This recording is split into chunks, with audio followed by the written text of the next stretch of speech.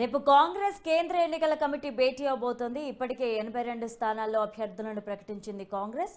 Pending స్థానాలకు అభ్యర్థుల ఖరారుపై కసరత్తు చేస్తోంది. ఇక దీనికి సంబంధించి మరింత సమాచారం మా ప్రతినిధి భవిత అందిస్తారు.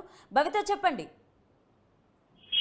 లావణ్య, ఈ రోజు ముఖ్యంగా కాంగ్రెస్ కేంద్ర ఎన్నికల కమిటీ సమావేశం ఉంది. ఈరోజు సాయంత్రం, రేపు TWC meeting, Congress working committee సమావేశం ఉంది.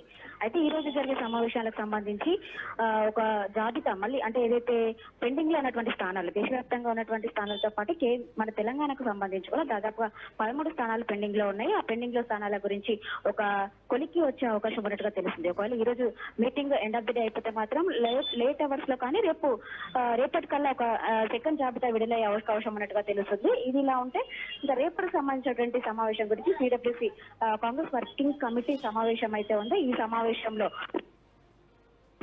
లోక్సభ ఎన్నికలకు సంబంధించి వ్యూహాలు రచించనున్నట్టుగా తెలుస్తుంది. అయితే ఇప్పుడే ఆల్రెడీ అసెంబ్లీ ఎన్నికలకు సంబంధించి మేనిఫెస్టో ఏదైతే కీలకంగా అంటే మేనిఫెస్టోలో ఉన్నటువంటి అంశాలను ప్రజల్లోకి తీసుకెళ్తూ ఇప్పటికే కాంగ్రెస్ పార్టీ అధికారంలోకి వచ్చింది. రేపు జరిగేటువంటి లోక్సభ ఎన్నికలకు సంబంధించి కూడా మేనిఫెస్టోలో ఎలాంటి అంశాలను పొందుపరిస్తే బాగుంటుందనే విషయం పైన కూడా కొంత మేరకు క్లారిటీ వచ్చే అవకాశం ఉంది.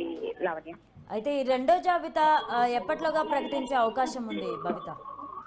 ఈ రోజు సిఇసి మీటింగ్ ఉంది, కేంద్ర ఎన్నికల కమిటీ సమావేశం ఉంది. ఈ సమావేశం అనంతరం ఈరోజు ఎండ్ ఆఫ్ ది డే కానీ రేపటికి ఖచ్చితంగా సెకండ్ జాబితా అయితే వెలువడే అవకాశం ఉన్నట్టుగా తెలుస్తుంది. ముఖ్యంగా ఈ సెకండ్ జాబితాలకు సంబంధించి ఏదైతే మన మొదటి జాబితాలో దాదాపు 9 మంది పేర్లను ఖరారు చేసే అవకాశం ఉన్నట్టుగా ఉంది అని చెప్పేసి అందరూ భావించినప్పటికీ కూడా అధిష్టానం మాత్రం కేవలం అంటే క్లియర్ గా ఉన్నటువంటి స్థానాలకు సంబంధించి కేవలం 4 స్థానాలకు సంబంధించి అభ్యర్థులను అయితే ఫైనల్ చేస్తూ ఒక తొలి జాబితాను ఇచ్చింది. అయితే ఏదైతే మిగతా మనం అనుకున్నటువంటి 5 నుంచి 6 స్థానాలకు సంబంధించి ఒక కొలిక్కి రాలేనట్టుగా తెలుస్తుంది. అయితే దాదాపు అందులో ఉన్నటువంటి 3 స్థానాలు, ఇటు చేవెళ్ళ కావచ్చు, సికింద్రాబాద్ కావచ్చు, మల్కాజ్గిరి కావచ్చు, ఈ 3 స్థానాలకు సంబంధించి అధిష్టానంతో అంటే కాంగ్రెస్ పార్టీ గాంధీ భవన్ వర్గాలు చెప్తున్నటువంటి విషయాల ప్రకారము ఏదైతే కొత్తగా పార్టీలో జాయిన్ అయినటువంటి వాళ్ళకి అవకాశం ఇస్తున్నట్టుగా సమాచారం రావడంతో కొంత మేరకు స్థానికంగా ఉన్నటువంటి నేతలు కావచ్చు, గత కొంతకాలంగా పార్టీ కోసం కష్టపడి పనిచేసే వాళ్ళు కావచ్చు,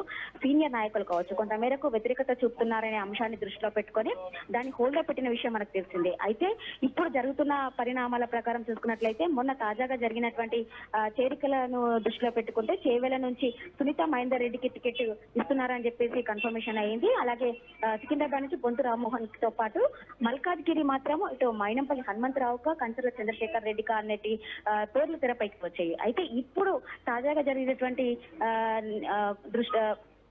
బట్టి చూస్తే చేవెల నుంచి రంజిత్ రెడ్డి బీఆర్ఎస్ నుంచి నిన్న పార్టీలో జాయిన్ అయ్యారు. అంతేకాకుండా ఖైరతాబాద్ ఎమ్మెల్యే దానం నాగేందర్ కూడా కాంగ్రెస్ పార్టీ కండువా కప్పుకున్నారు. అయితే తాజాగా నిన్నటి జరిగినటువంటి చేరికలను చూస్తే మాత్రము ఇప్పుడు మరొక అంశం తెరపైకి వస్తుంది. అయితే చేవెల నుంచి రంజిత్ రెడ్డిని బరిలో దింపుతారా అన్నట్టుగా కూడా కొంత మేరకు ఇటు అందరూ భావిస్తున్నట్టు విషయం తెలుస్తుంది. అయితే దానం నాగేంద్ర మాత్రం సికింద్రాబాద్ నుంచి బరిలో దింపుతారా అని చెప్పేసి వార్తలు అయితే వస్తున్నట్టు నేపథ్యంలో ఈ రోజు జరిగేటువంటి సమావేశంలో ఎవరిని బరిలో దించుతారు, ఖచ్చితంగా ఎవరు బరిలో దింపితే గెలుస్తారు, ముఖ్యంగా పార్టీ మాత్రం ఖచ్చితంగా అందరికీ న్యాయం కల్పిస్తున్నప్పటికీ మాత్రం ఖచ్చితంగా లోక్సభ ఎన్నికలకు సంబంధించి ఆ పార్టీలో ఇక్కడ సీనియర్ నేతలకి ఖచ్చితంగా టికెట్ ఇస్తారనేసి మనము భావించాల్సిన అవసరం లేకుండా పోయింది. ఎందుకంటే ఒకవేళ సీనియర్ నేతలు కాంగ్రెస్ పార్టీలో ఉన్నప్పటికీ ఒకవేళ వాళ్ళకి టికెట్ ఇస్తే మాత్రం గెలుపొందరు అనే విషయం తెలిస్తే మాత్రం ఖచ్చితంగా కొత్త వాళ్ళు ఎవరైతే జాయిన్ అవుతారో వాళ్ళకి గెలుపొందే అవకాశాలు ఉంటే మాత్రం ఖచ్చితంగా వాళ్ళనే బరిలో దింపనున్నట్టుగా కూడా తెలుస్తుంది. దీనికి సంబంధించి ఇప్పటికే వ్యతిరేకత వస్తున్నటువంటి స్థానాలకు సంబంధించి ఇప్పటికే మళ్ళీ గాంధీ భవన్ వేదికగా జిల్లాల ఇన్ఛార్జీలతో దీపాదాస్ మున్షి భేటీ అయ్యారు. మళ్ళీ ఒక ఏకాభిప్రాయంతో మళ్ళీ ఒక లిస్టును కూడా ఫైనల్ చేస్తూ మళ్ళీ ఢిల్లీకి పంపిన విషయం మనకు తెలిసింది. ఇప్పుడు తాజాగా పంపినటువంటి లిస్టును మళ్ళీ మొన్న జాయిన్ అయినటువంటి అభ్యర్థులను దృష్టి పెట్టుకొని సెకండ్ జాబితా వెలువడే అవకాశం ఉన్నట్టుగా తెలుస్తుంది. లావణ్య, అయితే భవిత, కాంగ్రెస్ కి చాలా మంది వలసలు వెళ్తూ ఉన్నారు, బీఆర్ఎస్ లో నుంచి కానీ ఇతర పార్టీల్లో నుంచి కానీ. సో బీఆర్ఎస్ నుంచి వెళ్ళే ముఖ్యమైన నేతలకి వీళ్ళు సముచిత స్థానం కల్పిస్తున్నారు అనుకోవచ్చా? మనం చూసుకున్నట్లయితే బీఆర్ఎస్ నుంచి వచ్చారా, ఏ ఇతర పార్టీల నుంచి వచ్చారా అనే అంశం పక్కన పెడితే ఖచ్చితంగా ఎవరికి పార్టీ టికెట్ అనౌన్స్ చేసి ఎవరు గెలుస్తారనే అంశాన్ని ముఖ్యంగా దృష్టిలో పెట్టుకున్నట్టుగా తెలుస్తుంది. దాదాపుగా మనం చూసాము నిన్న దాదాపు 37 కార్పొరేషన్లకు సంబంధించి ఇప్పటికే ఒక జీవోను కూడా జారీ చేసింది. దాదాపుగా అందులో చాలా మంది ఇటు లోక్సభ స్థానాన్ని సీట్లను ఆశిస్తున్నట్టుగా మనకు తెలిసి వాళ్ళను బుజ్జగించే పనిలో పడి ముందుగా లోక్సభ ఎన్నికలకు ముందుకే వాస్తవానికి అసెంబ్లీ ఎన్నికల తర్వాత వెంటనే కార్పొరేషన్లను కూడా నియమిస్తారని చెప్పేసి వార్తలు వచ్చినప్పటికీ తర్వాత లోక్సభ ఎన్నికలు అయిపోయిన తర్వాతనే కార్పొరేషన్ నియమిస్తారని చెప్పేసి నిర్ణయాలు తీసుకున్నారు. కానీ ఇప్పుడు ఇటు పార్టీలో జాయినింగ్స్ కావచ్చు, ఇతర అలా ఉన్నటువంటి నేతల వ్యతిరేకత కావచ్చు, ఇవన్నీ దృష్టిలో పెట్టుకొని లోక్సభ ఎన్నికలకు ఎలాంటి దెబ్బ పడకుండా ఉండాలని చెప్పేసి ముందుగానే భావించి అంటే ఆల్రెడీ 15th ఏదైతే ఎన్నికల షెడ్యూల్ విడుదలైందో 14th వెలువడి అంటే కార్పొరేషన్ల జాబితా విడుదలైనట్టుగా 14th డేట్ తో ఒక జీవో మాత్రం దాదాపు 37 మెంబర్స్ ఒక జీవో జారీ చేశారు. అందులో ముఖ్యంగా మనం చూసాము ఏదైతే సూర్యాపేట అసెంబ్లీ టికెట్ సంబంధించి పటేల్ రమేష్ రెడ్డి తీవ్రంగా కష్టపడినప్పటికీ అతన్ని బుజ్జగిస్తూ అసెంబ్లీ లోక్సభ ఎన్నికలకు సంబంధించి సీటు కేటాయిస్తామని చెప్పేసి ఇప్పటికే కాంగ్రెస్ అధిష్టానం కూడా చెప్పింది. అయితే ఇప్పుడు తాజాగా నల్గొండ టికెట్ రఘువీరారెడ్డికి ఇవ్వడంతో పటేల్ రమేష్ రెడ్డి మళ్ళీ కొంత మేరకు నిస్సహాయంగా ఉండిపోవాల్సిన అవసరం ఏర్పడిన నేపథ్యంలో నిన్న ఇచ్చినటువంటి కార్పొరేషన్ లో పటేల్ రమేష్ రెడ్డికి కూడా ఒక స్థానాన్ని కల్పిస్తూ నిర్ణయం తీసుకోవడం జరిగింది. ఇలా చూసుకుంటూ పోతే జగ్గారెడ్డి వైఫ్ కూడా మెదక్ స్థానాన్ని అడిగారు. అయితే వాళ్ళకు కూడా ఒక కార్పొరేషన్ అంటకడుతూ నిర్ణయం తీసుకునే విషయం తెలిసింది. దాదాపు 37 మందిలో ఇటు బెల్లయ్య నాయక్ కూడా మహబూబాబాద్ టికెట్ ఆశించారు.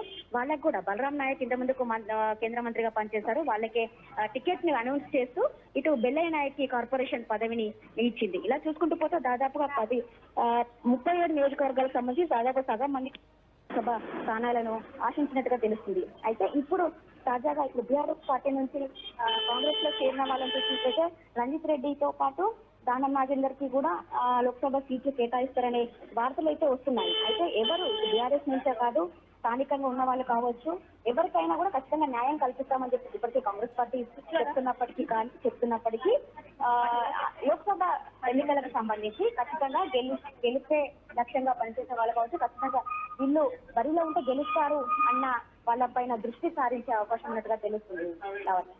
అయితే భవిత, వచ్చే లిస్టులో మహిళలకి ఎలాంటి సముచిత స్థానం కల్పిస్తున్నారు? మహిళలు ఎవరైనా ఉన్నారా?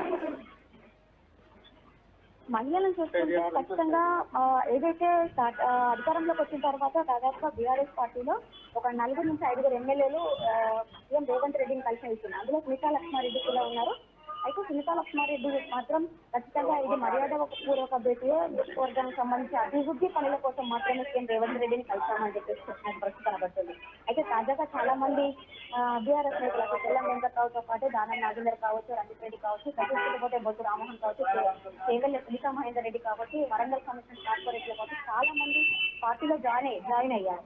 అయితే ఇప్పుడు ప్రస్తుతం మాత్రం ఖచ్చితంగా ఒకవేళ సికింద్రాబాద్ టికెట్ మాత్రం బొంతు రామ్మోహన్ కి అంటే బొంతు ఫ్యామిలీకి ఇవ్వాల్సి వస్తే ఖచ్చితంగా వాళ్ళ వైఫ్ కి ఇస్తారా, బొంతు రామ్మోహన్ కి ఇస్తారా అనేది కొంత క్లారిటీ రాలేదు. అలాగే చేవేళ్లకు సంబంధించి కూడా సునీతా మహేందర్ రెడ్డికి ఇస్తారా అనేది మాత్రం ఇంకా స్పష్టత రాలేదు. అయితే ఉన్నటువంటి 17 నియోజకవర్గాలకు సంబంధించి దాదాపుగా మహిళలకు కాకుండా పురుషులకే కేటాయిస్తున్నట్టు కూడా మనకు తెలుస్తుంది. కానీ ఖచ్చితంగా మహిళలకు పెద్దపీట వేస్తాము, అందరికీ సముచితంగా న్యాయం కల్పిస్తామని చెప్పి కాంగ్రెస్ పార్టీ చెప్తున్నప్పటికీ రాజ్యసభకు సంబంధించి ఇప్పటికే రేణుకా చౌదరిని కూడా బరిలో దింపిన విషయం మనకు తెలిసిందే. దాదాపుగా ఇంకా నెక్స్ట్ లోక్సభ ఎన్నికలకు సంబంధించి జరిగేటువంటి 17 స్థానాలకు మాత్రం ఖచ్చితంగా పురుషులనే బరిలో ఉండే విధంగా ఉండనున్నట్టుగా కూడా మనకు తెలుస్తుంది. తర్వాత జరిగేటువంటి పరిణామాలు ఖచ్చితంగా స్త్రీలకే కేటాయిస్తారనే విషయం కొద్ది మేరకు క్లారిటీ అయితే ఉంది. Right, thank you Bhavitha.